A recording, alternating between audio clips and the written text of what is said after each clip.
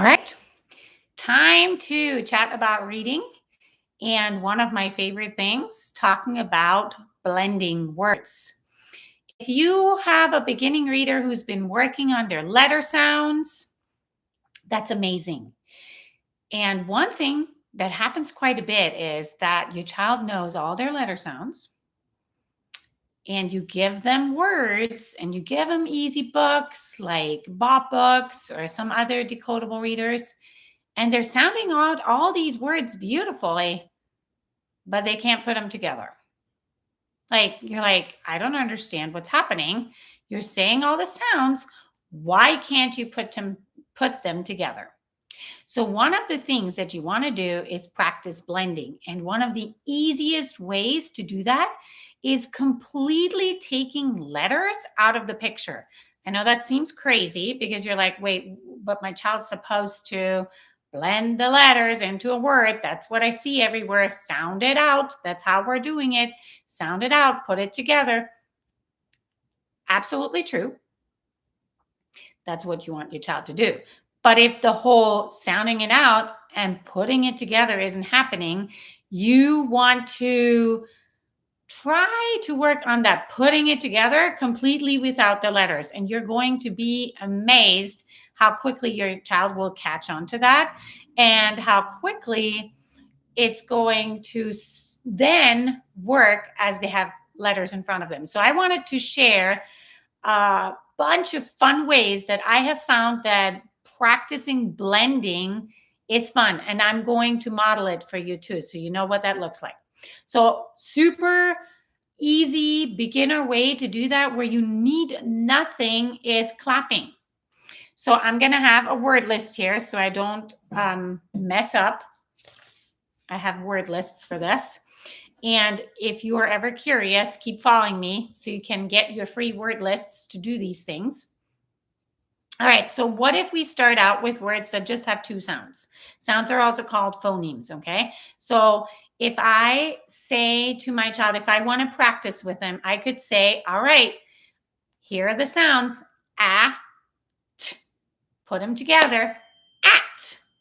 Here are the sounds, b, I. Put them together, bye. See how I'm clapping? Here are the sounds, ah, f. Put them together, off. That's how simple it is. Let's try it with 3 letter sounds. M, at, mat. So you tell your child the sounds, and in the beginning, you're going to do this with your kid. You're going to model the I'm saying the sounds, then I'm clapping the word. I'm saying the sounds, then we're clapping the word. I'm saying the sounds, then we're clapping the word, if that makes sense. Do it with your kid because in the very beginning, they're not going to be good at this and they're going to struggle. Just expect that, and then you're not going to be frustrated, especially if you're having your child sound out words and they're not actually blending them together. In the beginning, when you're doing this with them, they're also going to struggle. So you could do it with the word doll. You say, okay, here are your sounds. D, ah, oh. Let's do them together. D, ah, oh, doll.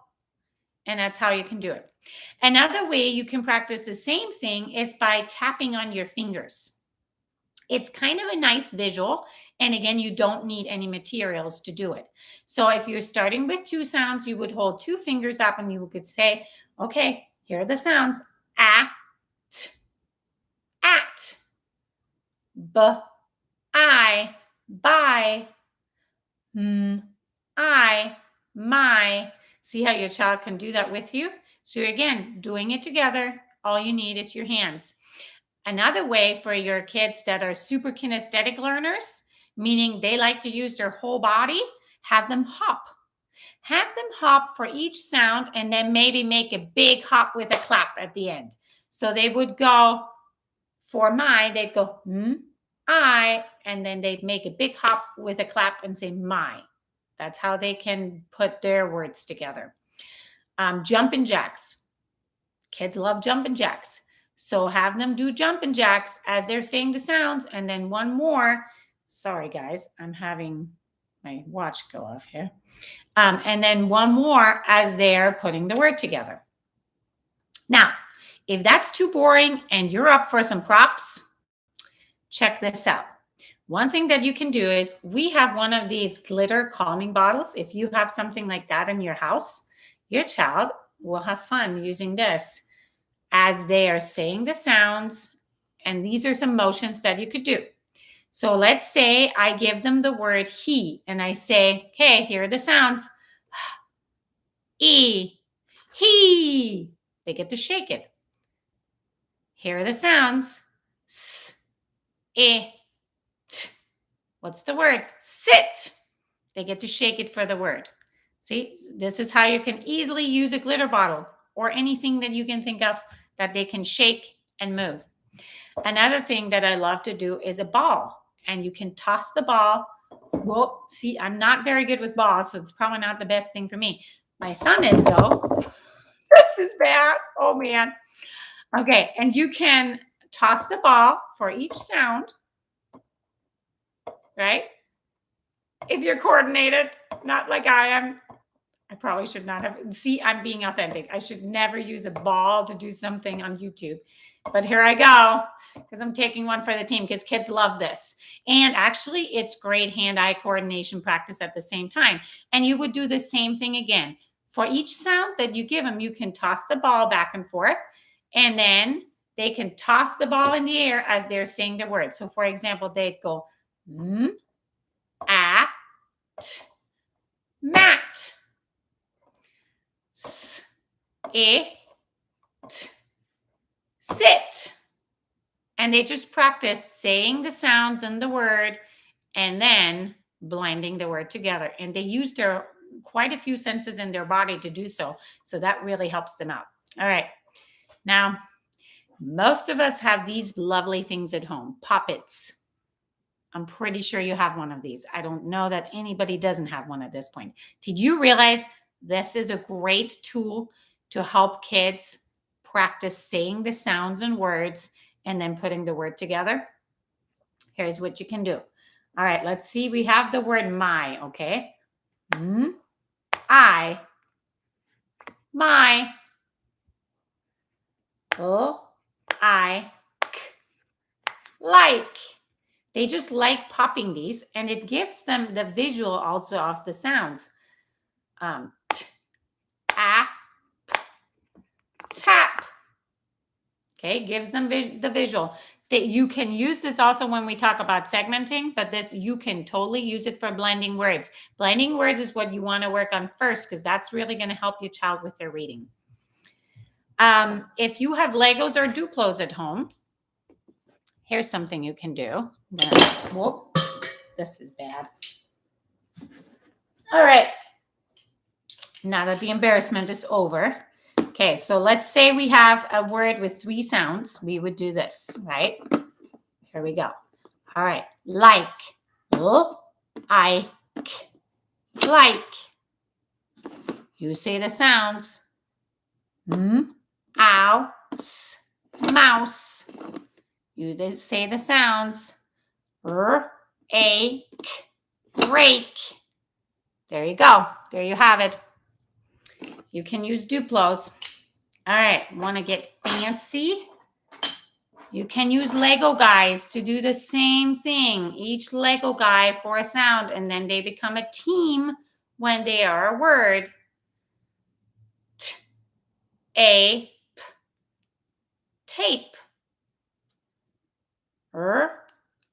Ache. Rake. As a team, they become the word. If your kid likes to do that kind of stuff. And if you are up for a fun snack and your child loves having a fun fruit snack, you can totally use your fruit snacks to practice blending. However many sounds your word has. So let's say you only have 2 sounds in the word, right? Like in at, you would put your fruit snacks out. At. Sh, ooh, shoe. You tell your child, oh, put it together, row. E, put it together, C, and when they're done, they get to eat their fruit snack. And if they're nice, they'll share with you too.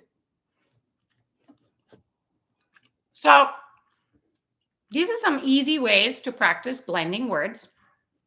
Remember, your child needs to be able to blend with Duplos or fruit snacks first before you get letters out and have them practice their blending with their letters.